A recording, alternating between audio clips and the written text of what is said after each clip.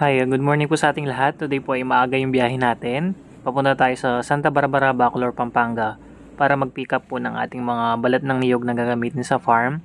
Ayan po yung farm nila and resort. Pwede nyo pong i-waste once na gusto nyo po mag-visit sa kanila. Pagdating nga po namin, ayan yung bumungad sa amin. Napaka-preskong paligid, napakaraming fruit trees at puno po. Ay, biya ka mo, biya kayo. Kaya po kasi yan ang mga available na ito. Ayan po yung owner ng ating ng farm and resort. Mumurang po ko ang masipag po. Sintang nagkahirap white ang primo niya. Ay, yes po. Kailangan ko naman. Kailan na rin edad? Kaka 27 po. 27. Ang ganda po ng farm niya, oh. Sige. Saan punta ka doon para maano mo? Ikot po kami, ma'am. Mag-vlog po kami. Sige. Ma'am. Ikot. Okay ka lang na. Nandito lang ako. Oo, Okay, sige ma'am. Thank you po, ma'am. Ikot ka lang dyan. Opo. Sa ganda po ng place niyo po, ang Saka tahimik. meron na kami open pang isang farm business. Batak naman. Opo. Pero nature park naman siya mo. Coconut pero more on Opo. river, camping, Swerte yun po, ating kopong source ng water po ka rin eh. pag-release na. Opo. Pagdating ko, Ganda po ng mga kawa nila and din ang lalaki. Ayan po yung hinahanap ko, lalagyan ng mga lotus or yung ganyan, mga kiyapo. Ayan, napakaluwang po ng place nila. Tapos mandami pong meron din mga villa. Mamaya po, ikot tayo, kunin muna natin yung ating sadya talaga, yung mga balat ng niyog na gagawin nating coco cubes sa ating mga bromeliads po. Kaya kung napapansin nyo may kalabaw, di ba? Probinsyang probinsya. Bago kami nakarating sa place nila, ay ang dami naming kalabaw na nadaanan. Ayan, mga partner po ng ating mga farmer sa pagsasakan ng mga palay at gulay. Ayan. Tapos dito sa baba ay meron siyang driftwood. Tapos ayan, sobrang laki ng mga cactus nila. Ayan, oh. Tapos ito po yung pinakamahal na cactus noon, yung tinatawag na golden barrel. Nakabili po ako niyan ng 1.5 isa. Ngayon medyo bagsak presyo na sila. Ayan, napakarami po nilang mga galsa.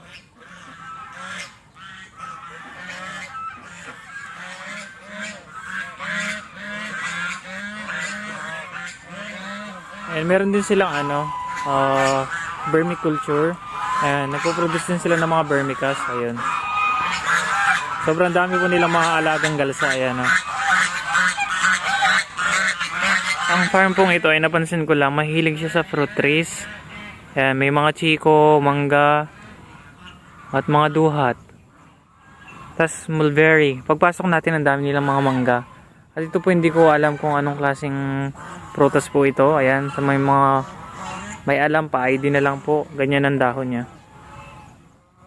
Ayan po, gumala na po ako, Ma'am Annette, sa area nyo. Ito yung pinaka-favorite ko sa lahat ay yung variegated na chiko. Nung nakapunta ako sa QC Circle, sobrang mahal ang bentahan niyan, 20k to 15k daw. Kaya nag-PM ako dun sa friend ko na may ganyan. Sabi ko, pag may nahinog ay hingi ako ng isang ng bunga. Tapos kami na magpapatubo ng napakaluwang po ng farm nila. Ayan, barin nag-arkila po ako ng sasakyan. Parang mini truck siya, di ba? Pero pampasada po yan ni Kuya Ton. Every time na kahit ako saan ako pumunta, mag-pick up ng mga halaman sa Bataan, Tagaytay, eh siya yung madalas kong nire-rent po.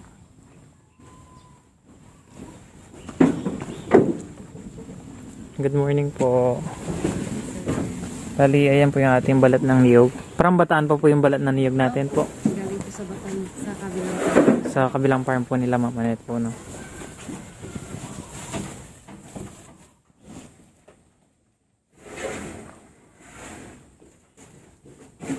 Yung pang-drive lang. Ay, yung panggiling po, ano.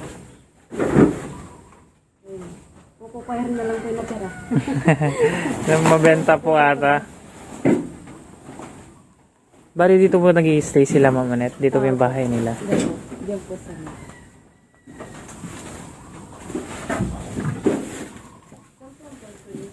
Sa Florida Blanca po, malapit sa Basa Airways po.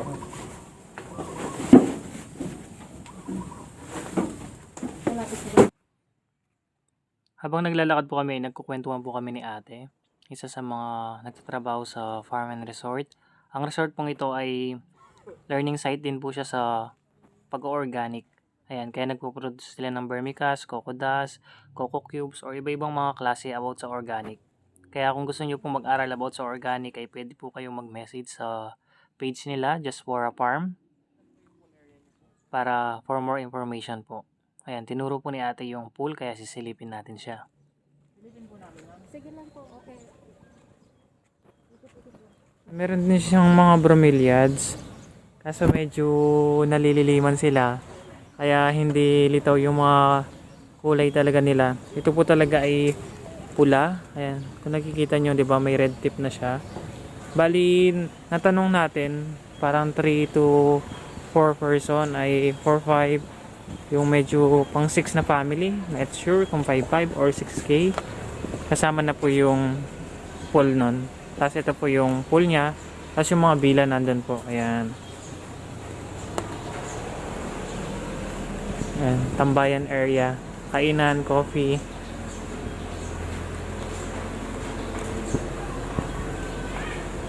Yan, di ba? Ang ganda. Very relaxing. Tapos napaka-presko kasi nakapaikot sa maraming puno talaga.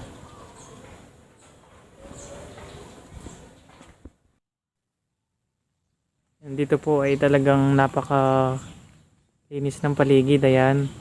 Tapos, ito yung kagandahan. Lahat ng mga halaman niya, especially sa mga ganito, fruit trees, ayan, black bamboo. Meron pong mga ID at pangalan.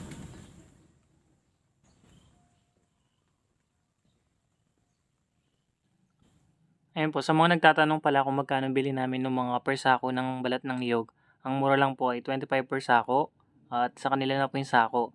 For sure po ay magagamit na po natin yun ng 2 years, 3 years sa ating mga halaman. Kaya kung gusto niyo pong bumili ay mag-message lang po kayo sa kanila, sa mga taga Pampanga or karating na probinsya, ay pwede niyo pong magamit sa inyong mga halaman ng mga philodendron, orchids, bromeliads, ayan. Napakamura lang po. At meron silang dito parang hanging bridge. Maganda sana kung bigyan siya ng mga lotus or mga quiapo. Tapos pagpasok po dito lahat naglista tayo ng mga pangalan. Ayan, di ba? Ang cute ng ilaw nila. Tapos meron din silang mga product na binibili. May mga product din silang mga binibenta. And virgin coconut oil. Tapos mga special vinegar. Siguro magpapabanda na tayo doon kasi meron pa tayo isang sadya. Bibili tayo ng mga palangganang paso, yung sakto lang. Tapos sakto ay sumabay pa yung ulan. Kaya malakas na po, magpapauwi na po tayo. Bali, binayaran ko na po yung ating mga order ng mga niyog. 40 sako po yung aking kinuha. Ay muntikan na po napuno yung jeep. At yung 40 sako na yun ay 1,000 pesos lang, di ba? Ang dami po. Ngayon hinahanap ko po si Ma'am Annette. Kaso may kausap po ata siya. Kaya sa mga bantay na lang po nila nagpaalam at pinasabi na lang po namin kasi may isang destination pa po kami. Katulad yan ay bumili pa po kami ng mga paso sa highway na gagamitin natin sa ating landscaping, especially dun sa Diamond Landscaping. Sana nag-enjoy po kayo sa ating short vlog at kung gusto niyo pong matuto about sa organic farming ay pwede niyo pong bisitahin ang Just for a Farm na page nila for more inquiries po. Thank you for watching po. Ingat ang lahat.